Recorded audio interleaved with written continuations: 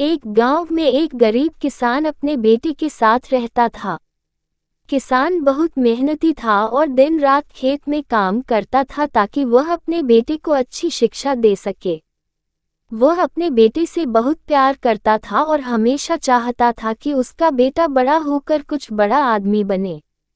वक्त बीतता गया और किसान का बेटा पढ़ाई में बहुत अच्छा निकला। वह शहर जाकर एक बड़ा अफसर बन गया। अब उसके पास धन, दौलत और एक अच्छा जीवन था। लेकिन अफसोस की बात यह थी कि जैसे जैसे वह ऊंचा जाता गया, वह अपने पिता को भूलता गया। वह अपने पिता से मिलना कम कर दिया और जब भी पिता गांव से मिलने आते, वह उनके साथ ज्यादा समय नहीं बिताता। एक दिन किसान बहुत बीमार हो गया। उसने सोचा, अब मेरा अंत करीब है, मुझे अपने बेटे से आखिरी बार मिलना चाहिए। किसान अपने बेटे के शहर गया। जब बेटा घर आया तो उसने अपने पिता को दरवाजे पर खड़ा देखा। उसने अपने पिता को घर के अंदर बुलाया, लेकिन उसके पास बैठने का समय नहीं था।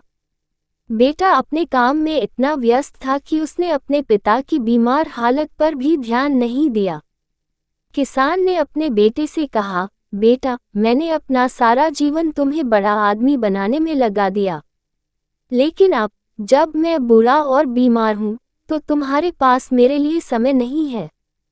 याद रखना, एक दिन तुम्हारे भी बच्चे होंगे और अगर तुमने अपने बाप का सम्मान नहीं किया तो तुम्हारे बच्चे भी तुम्हारे साथ ऐसा ही करेंगे।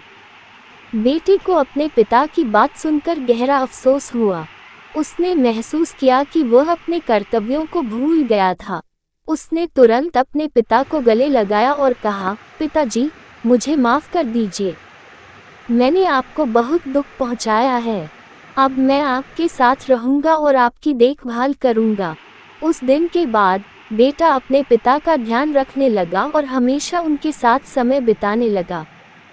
सीख: माता पिता का सम्मान करना और उनका ध्यान रखना हमारा सबसे बड़ा कर्तव्य है। उनके बलिदानों को कभी नहीं भूलना चाहिए।